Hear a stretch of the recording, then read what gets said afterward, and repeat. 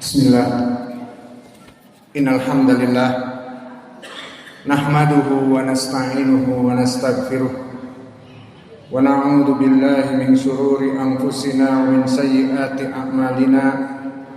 May yahdihillahu fala mudilla lahu wa may yudlil fala hadiya lahu.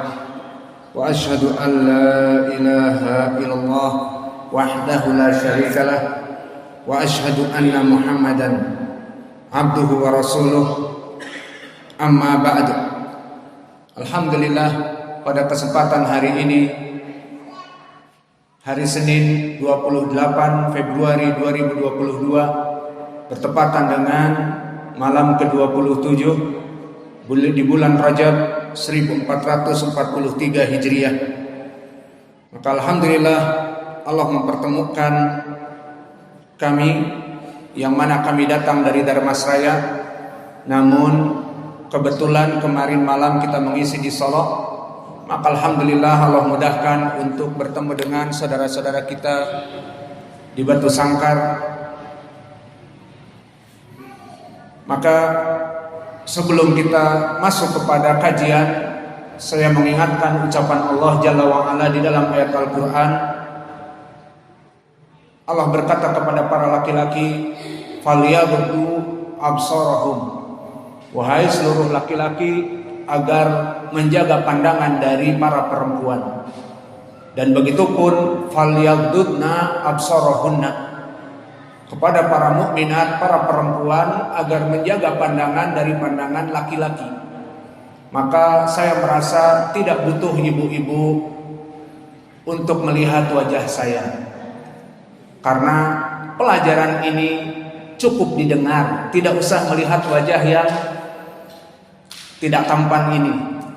Maka saya menyayangkan dengan dibukanya layar seperti ini. Lebih baik ditutup, karena perintah Allah agar ibu-ibu menjaga pandangan dari laki-laki, dan saya pun menjaga pandangan dari ibu-ibu.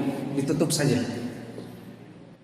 tidak apa-apa, lebih baik ditutup, mengikuti ucapan Allah Jalla wa'ala, agar diberkahi ilmunya dan majelis ilmu ini diberkahi oleh Allah Jalla wa'ala. Jazakallahu khair. Semoga Allah membalas kebaikan kepada ibu-ibu dan kepada saudara kita yang telah menutup kembali hijab.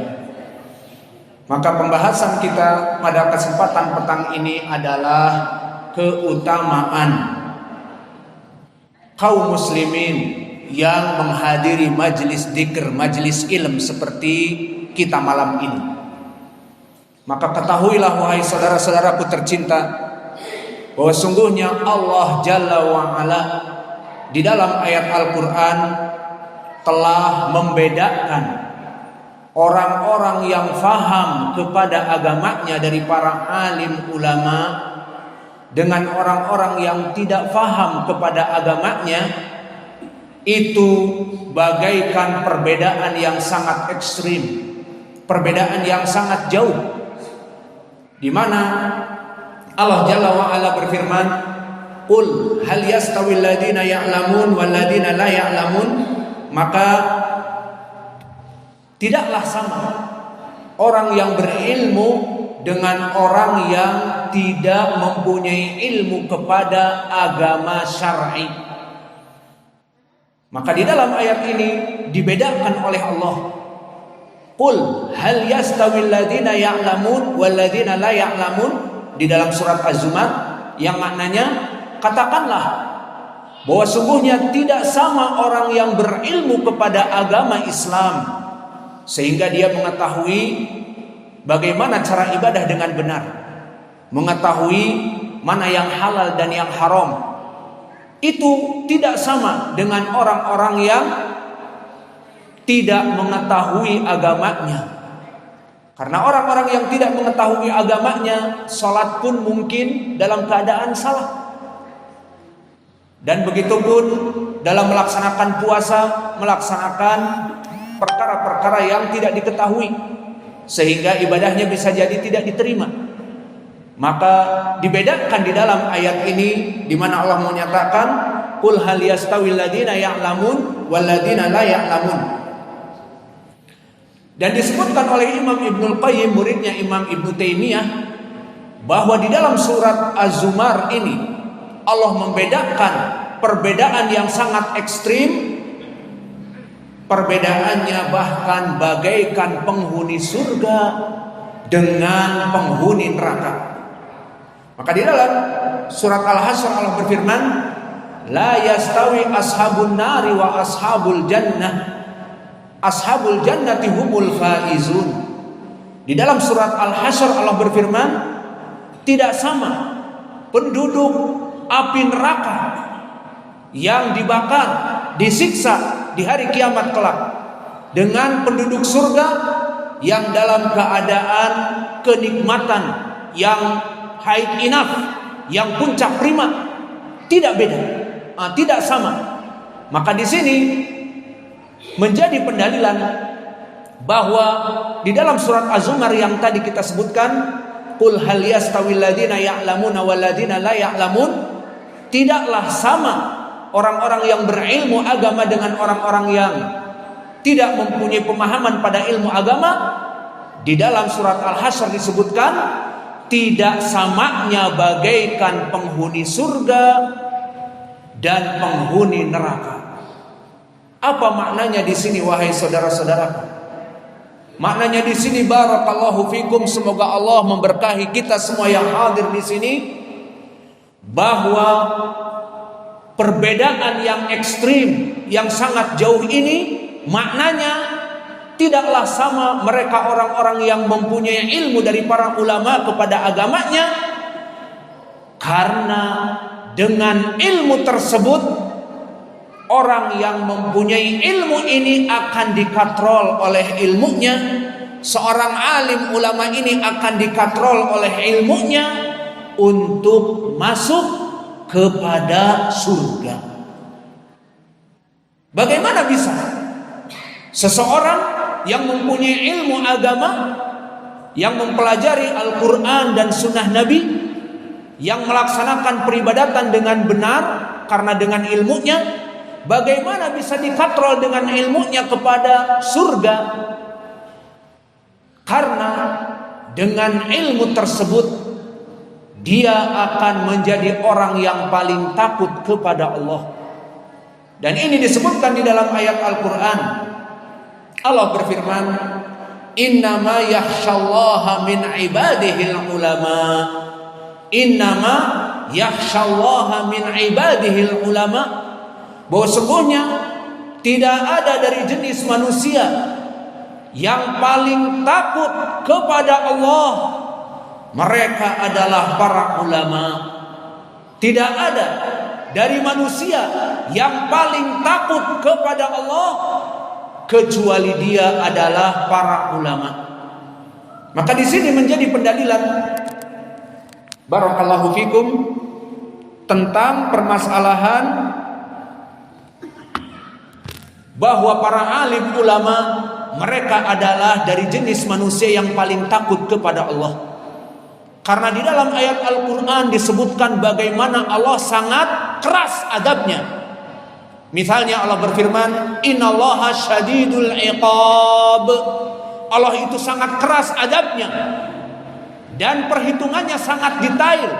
Jika kita setiap menit, setiap waktu, setiap jam, time to the time, hour to the hour, kita mempunyai dosa-dosa, maka Allah tidak akan pernah luput dan salah dari penghitungan dosanya.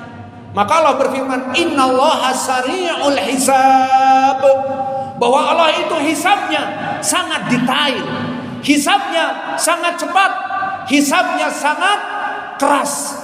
Diperhitungkan sedikit demi sedikit, dari waktu demi waktu, detik demi detik, dari kesalahan-kesalahan hambanya. Maka contoh saja dari dua ayat ini, maka seorang alim yang membaca ayat Al-Quran, innallaha syadidul iqab, Allah itu maha keras adabnya, maka dia akan takut untuk berbuat dosa kepada Allah. Dan innallaha sari'ul hisab, Allah itu sangat detail penghisabannya, dan tidak semudahnya untuk melewatkan dosa-dosa kita, yang mana kita tidak pernah lekang daripada dosa. Maka akan takut orang-orang yang berilmu, yang membaca Al-Quran dan membaca hadis, misalnya sampai kepada ayat ini. Maka ini contoh saja sedikit tentang pendalilan bahwa tidak ada manusia yang paling takut kepada Allah kecuali mereka para ulama.